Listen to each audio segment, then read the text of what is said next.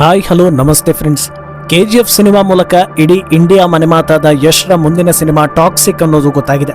ಬರೋಬ್ಬರಿ 4 ವರ್ಷಗಳ ಗ್ಯಾಪ್ ತಗೊಂಡು ಹಾಲಿವುಡ್ ರೇಂಜ್ ಸಿನಿಮಾ ಮಾಡಿದ್ದಾರೆ ಅನ್ನೋದು ಟ್ರೇಲರ್ ಹಾಗೂ ಟೀಸರ್ ನಿಂದಲೇ ಗೊತ್ತಾಗ್ತಾ ಇದೆ.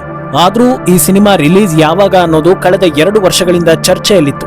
ಆದ್ರೆ ಯಾವಾಗ ಮಾರ್ಚ್ 19ಕ್ಕೆ ರಿಲೀಸ್ ಫಿಕ್ಸ್ ಅನ್ನೋದನ್ನ ಸಿನಿಮಾ ಟೀಮ್ ಹೇಳಿತೋ ಅಂತೂ ಇಂತೂ ಸಿನಿಮಾ ರಿಲೀಸ್ ಆಗ್ತಾ ಇದೆಯಲ್ಲ ಅಂತ ಫ್ಯಾನ್ಸ್ ಖುಷಿಯಾಗಿದ್ರು.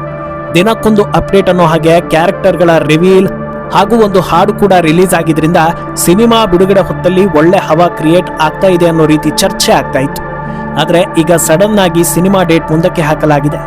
ಅದು ಕೂಡ 1-2 ದಿನವೋ ಅಥವಾ 10-15 ದಿನ ಮುಂದಕ್ಕೂ ಅಲ್ಲ, ಬದಲಾಗಿ ಜೂನ್ 4ಕ್ಕೆ ಮುಂದೂಡಲಾಗಿದೆ.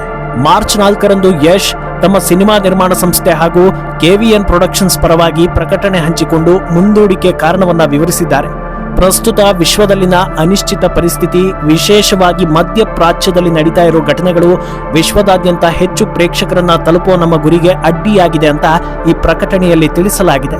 ಪಶ್ಚಿಮ ಏಷ್ಯಾದಲ್ಲಿ ಉದ್ವಿಗ್ನತೆ ಹೆಚ್ಚಾಗಿರೋ ಕಾರಣಕ್ಕೆ ಅಮೆರಿಕ ಮತ್ತು ಇಸ್ರೇಲ್ ಇರಾನ್ ಮೇಲೆ ದಾಳಿ ನಡೆಸಿದ್ರೆ ಇರಾನ್ ಪ್ರತಿಯಾಗಿ ಕ್ಷಿಪಣಿ ದಾಳಿಯನ್ನ ನಡೆಸ್ತಾ ಇದೆ. ಟಾಕ್ಸಿಕ್ ಚಿತ್ರದ ವಿದೇಶಿ ವಿತರಣಾ ಸಹಭಾಗಿಯಾದ ಫಾರ್ಸ್ ಫಿಲ್ಮ್ಸ್ ಚಿತ್ರದ ಬಿಡುಗಡೆಯನ್ನ ಮರು ನಿಗದಿ ಮಾಡಲು ಸಲಹೆ ಕೊಟ್ಟಿದ್ದಾರೆ ಅಂತ ನಿರ್ಮಾಪಕರು ತಿಳಿಸಿದ್ದಾರೆ. ಇದೇ ಮಾರ್ಚ್ 8ರಂದು ಬೆಂಗಳೂರಿನಲ್ಲಿ ದೊಡ್ಡ ಮಟ್ಟದಲ್ಲಿ ಟ್ರೇಲರ್ ಬಿಡುಗಡೆ ಸಮಾರಂಭ ಮಾಡೋ ಬಗ್ಗೆ ಕೂಡ ಸಿನಿಮಾ ಟೀಮ್ನಿಂದ ಅಪ್ಡೇಟ್ ಬಂದಿತ್ತು.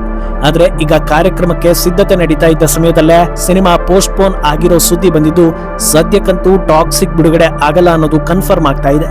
ಅಂದಹಾಗೆ ಟಾಕ್ಸಿಕ್ ವಿಚಾರ ಪ್ಯಾನ್ ಇಂಡಿಯಾ ಲೆವೆಲ್ನಲ್ಲಿ ಸದ್ದು ಮಾಡೋದಕ್ಕೆ ಇನ್ನೊಂದು ಪ್ರಮುಖ ಕಾರಣ ಆಗಿದ್ದ ವಿಚಾರ, ಅದು ಅದೇ ದಿನದಂದು ಹಿಂದಿಯ ಸೂಪರ್ ಹಿಟ್ ಸಿನಿಮಾ ದುರಂದರ್ನ ಭಾಗ 2 ರಿಲೀಸ್ ಆಗ್ತಾ ಇದೆ ಅನ್ನೋ ಕಾರಣಕ್ಕೆ. ಇದುವರೆಗೂ ಯಾರು ಕೂಡ ಸಿನಿಮಾ ಡೇಟ್ ಅನ್ನ ಚೇಂಜ್ ಮಾಡೋ ಬಗ್ಗೆ ಮಾಹಿತಿ ಕೊಡದೇ ಇದ್ದಿದ್ರಿಂದ ಬಾಕ್ಸ್ ಆಫೀಸ್ ನಲ್ಲಿ ದೊಡ್ಡ ಮಟ್ಟದ ಕ್ಲಾಶ್ ಆಗ್ಬೋದು ಅನ್ನೋ ನಿರೀಕ್ಷೆ ಇತ್ತು. ಸಿನಿಮಾ ಹತ್ತಿರ ಆಗ್ತಾ ಇದ್ದ ಹಾಗೆ ಯಾರಾದ್ರೂ ಒಬ್ರು ಹಿಂದಕ್ಕೆ ಸರಿಬೋದು ಅನ್ನೋ ನಿರೀಕ್ಷೆ ಕೂಡ ಇತ್ತು. ಈಗ ಟಾಕ್ಸಿಕ್ ಹಿಂದೆ ಸರಿದಿದೆ, ದುರಂದರ್ ಅಲ್ಲೇ ಉಳಿದಿದೆ. ಅಂದಹಾಗೆ ಹಿಂದೆ ಸರಿಯೋದಕ್ಕೆ ಕಾರಣ ಕೂಡ ಸ್ಪಷ್ಟವಾಗಿದೆ. ಹಾಗಿದ್ರೆ ದುರಂದರ್ಗೆ ಫಾರಿನ್ ಮಾರ್ಕೆಟ್ ನಲ್ಲಿ ಯುದ್ಧದಿಂದ ಎಫೆಕ್ಟ್ ಆಗೋದಿಲ್ವಾ ಅನ್ನೋ ಪ್ರಶ್ನೆ ಹುಟ್ಟಬಹುದು. ಆದ್ರೆ ಆಗೋದಿಲ್ಲ ಅಂತ ಹೇಳಲಾಗ್ತಾ ಇದೆ.